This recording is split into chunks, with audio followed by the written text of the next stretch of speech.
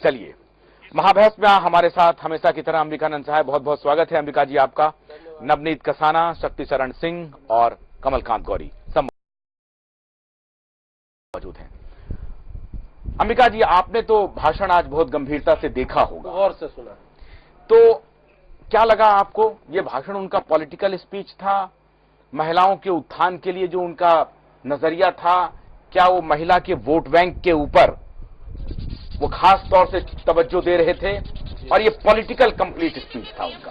इसमें कोई शक नहीं है कि राजनीतिक भाषण था, और भाषण देने की कला में आज की तिथि में नरेंद्र मोदी जी बेजोड़ हैं, इसमें कोई शक नहीं है।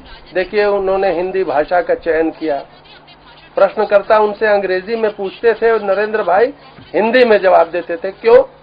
क्योंकि फिक्की मेंबर्स के थ्रू वो देश की जनता को संबोधित कर रहे थे, इतना सामान्य ज्ञान उनमें था।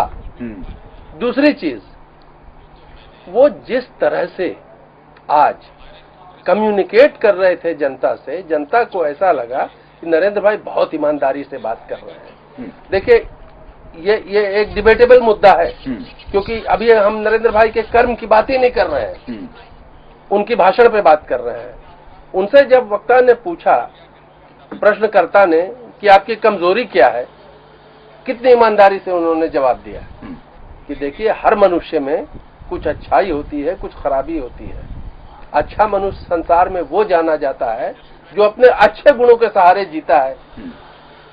खराब आदमी वो होता है जो अपने दुर्गुणों को आगे करता है और उसके सहारे जीता है। कहने का मतलब उन्होंने ये भी स्पष्ट किया कि एक मनुष्य में जितनी कमजोरियां होती है, सब उनमें है। मैं ये एक बात कहना चाहता हूं कि जिस तरह से उन्होंने कम्युनिकेट किया, ऐसा प्रतीत हो रहा था कि पूर्ण ईमानदारी के साथ नरेंद्र भाई बात कर रहे हैं। अच्छा, एक अच्छे वक्ता का, एक अच्छे भाषण देने वाले की कला होती है कि कहानियों को थ्रू वो कम्युनिकेट करता है। आज गिनकर नरेंद्र भाई ने 7 कहानियां कही, चाहे वो गंगा बा की कहानी हो, या जैसू बहन की कहानी हो, या लिज्जत पापड़ की कहानी हो, अमूल प्रोडक्ट की कहानी हो। कहानियों के माध्यम से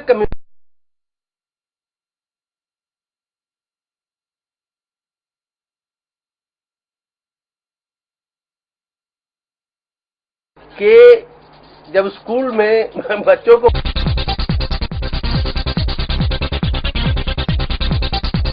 बीजेपी में पीएम उम्मीदवारी के अहम दावेदार और गुजरात के आइडियल मुख्यमंत्री नरेंद्र मोदी हर मौके पर कांग्रेस पर हमला करना नहीं चूक रहे हैं।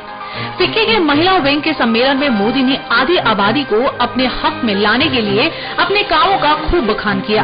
हालांकि मोदी कायल हूं और वाकई बहुत अच्छा भाषण दिया।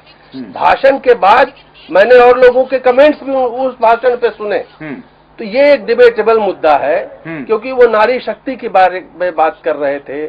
अब उस नारी शक्ति का गुजरात में कितना उत्थान हुआ है, आंकड़े बताते हैं कि वैसा नहीं हुआ है।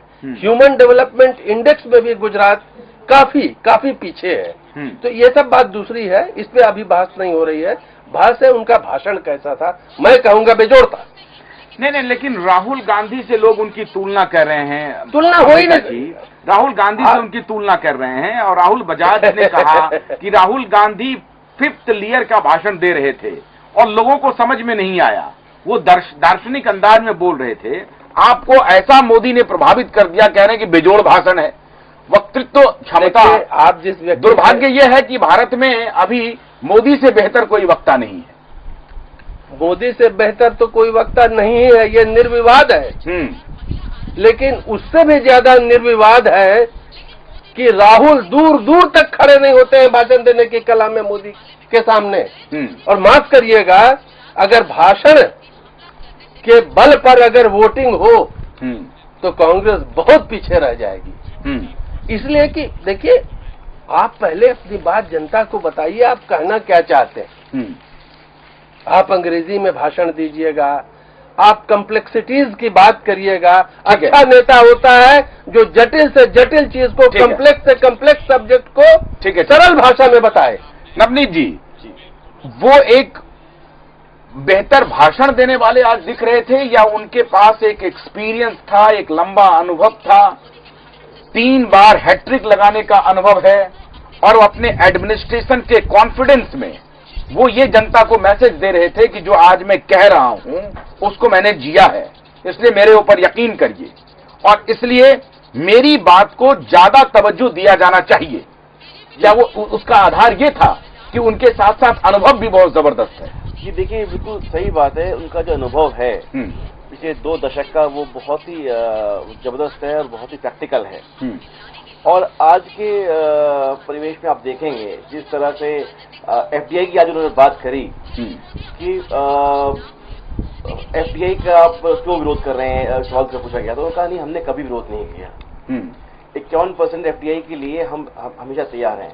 70-30 तो आज भी है ही, लेकिन उस रेशियो है। लेकिन दूसरी बात, उन्होंने इंडिजिनियस डिफेंस प्रोडक्शन की बात करी, जो देश के लिए बड़ी अहम बात है कि हमें अभी 100 मिलियन डॉलर्स का जो अभी हमें नहीं, वो वहां पे नहीं कर रहे थे ये बात, वो वहां पे नहीं कर रहे थे, वो किसी कार्यक्रम तो बरसे ही, लेकिन इशारों पर राहुल पर भी हमला कार्यक्रम में कर रहे थे, आज में नहीं कर रहे थे वो। आज ही कार्यक्रम में थे, आज नेटवर्क एडिटिंग के कार्यक्रम में कर रहे थे। तो संदर्भ वही है, नरेंद्र मोदी। तो ये इंडिजिनियस की बात की उन्होंने कि हमें जो है इंडिजिनियस सेल्फ कंटेन होना पड़ेगा, और रोजगार के जो अवसर हैं वो हमें अपने देश में प्रदान करने पड़ेंगे। टेक्नोलॉजी जरूर हम बाहर से आयात कर लें, वो ठीक है, कोलैबोरेशन कर लें, लेकिन प्रोडक्शन हम अपने देश में ही रखें। ये उन्होंने आज बहुत स्ट्रांगली इसको आज बात को रखा। दूसरी बात, उन्होंने महिलाओं की जो आधी आबादी है देश की, उनको बड़ी गंभीरता से लेते हुए और उनके बारे में जो उनके पक्ष में जो बात कही, लिज्जत पापड़ महिला का उद्योग की जो बात की उन्होंने, जो एक बहुत ही जाना माना नाम भी है, और ये भी कहा कि हर 5 स्टार होटल में मिलता है।